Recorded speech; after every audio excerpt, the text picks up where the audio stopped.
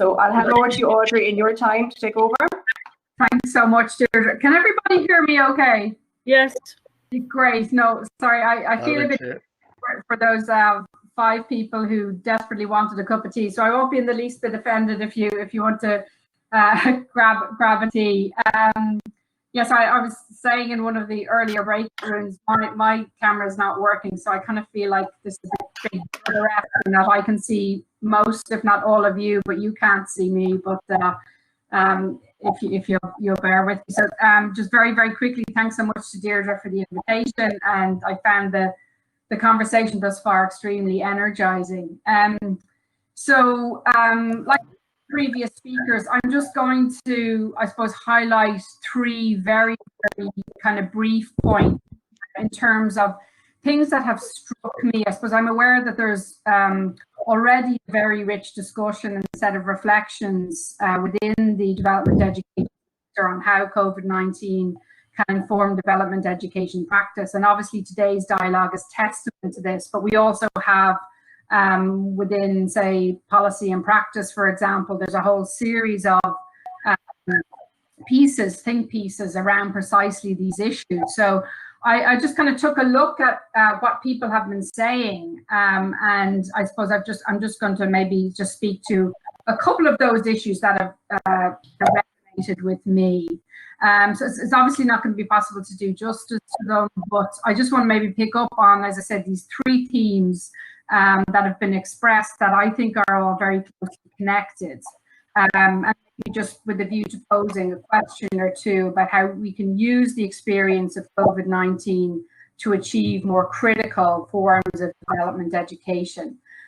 So firstly, I think one of the most important lessons that I've drawn from these various discussions is actually a kind of a hopeful or optimistic idea around this notion that a better world can emerge from the COVID-19 crisis, and the sense that it can serve as a catalyst for global solidarity in relation to other crises, whether it's global poverty, inequality, and climate justice.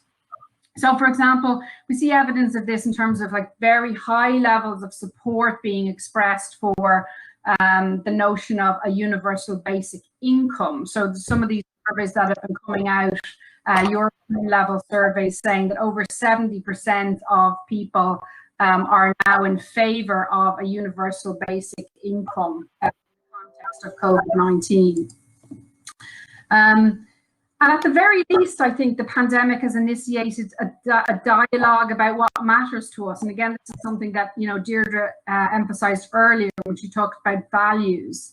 So what we value, as well as a renewed recognition of our vulnerability and the need to better protect human life and the environment.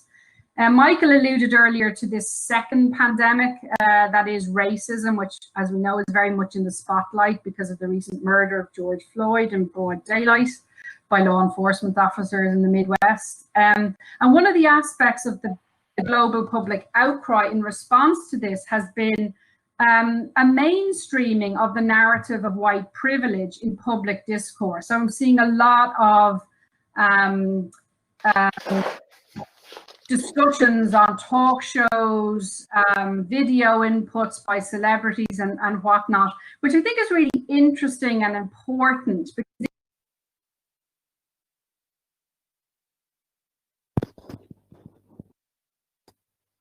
Audrey, I think we've lost you there, or at least I have.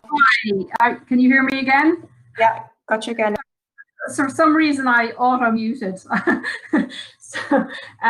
But yeah, I was just talking about the kind of mainstreaming of the construct of white privilege, which I think is a really interesting development, and how that's now kind of part of public consciousness in a way that hasn't really been before. And it's by no means unproblematic in terms of how it's being presented, you know, but it's still really interesting that this idea that was for a very long time, I think, was restricted to academic contexts has entered the mainstream. So another related theme, so just moving on to my second point, another related theme that's come through very strongly for me in various discussions, and again, this is something that Deirdre and Aidan have already alluded to today, is this idea of linked lives, or the idea that our lives are lived interdependently, and how the pandemic has really epitomized this reality. So where some people have claimed that the coronavirus is the great leveler, some of you may have seen that tone-deaf intervention by Madonna recently. We know that its effects aren't distributed evenly, and that it has had a disproportionate impact on the elderly, those living in institutions of various sorts, from nursing homes to direct provision centres, and those who are vulnerable by virtue of their health and so on. But at the same time, the crisis implicates all of us in the sense that we're all, by virtue of our humanity, vulnerable to and affected by the virus in some way, albeit to varying degrees. So slogans like "we're all in this together" are ripe for deconstructing in terms of the assumptions that underpin them and how we're variously positioned within these narratives. And here I'd just like to, if I may, just it's just a plug for a project that I'm involved in with colleagues from UCC and Maynooth University called the DISCS Project. I think one of our DISCS advocates is with us today. Angela Rickard is one of the key people involved in that project from Maynooth. And if you go to discs.ie, you'll see a bunch of resources that have been developed specifically around COVID-19, and one of those set of resources is looking at the impact of the pandemic on asylum seekers in direct provision, and includes testimony from various activists who are living in cramped and inhumane conditions. And then the final, and I suppose for me the most fundamental idea that I wanted to flag relates to what the pandemic reveals about our proximity to social injustices. So particularly here I'm thinking about climate change and the extent to which it enables us to think more deeply about our involvement in a whole range of other injustices, both past and present. And for me, one of the most striking aspects of the virus has been the significant reduction in global carbon emissions that has happened as a result of driving and flying less, working from home during the lockdown, but also how quickly these emissions have rebounded as the lockdown. So with the onset of quarantining, some countries managed to reduce their global emissions by close to a third, but we know that this progress is quickly being reversed again.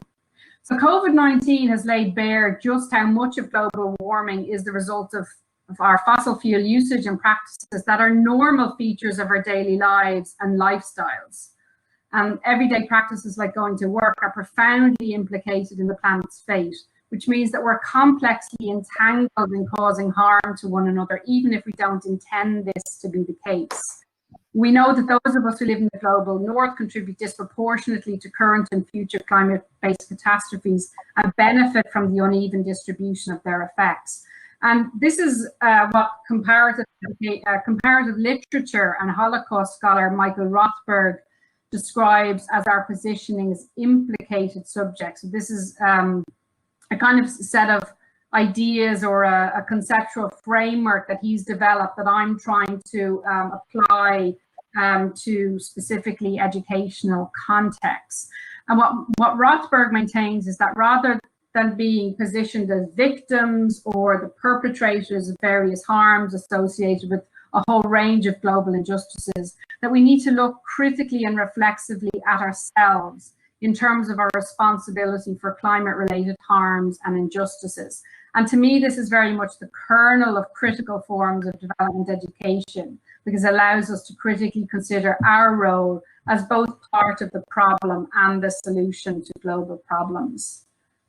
So they were really the kind of 3 points, just very, very quickly then. The notion that a better world can emerge from the COVID-19 crisis, the idea of linked lives or interdependency, and this idea that what the COVID-19 pandemic has revealed about our role in climate catastrophe and in other crises that are equally, if not significantly, in fact, more devastating than the COVID-19 crisis. That's it. Thank you very much. Okay.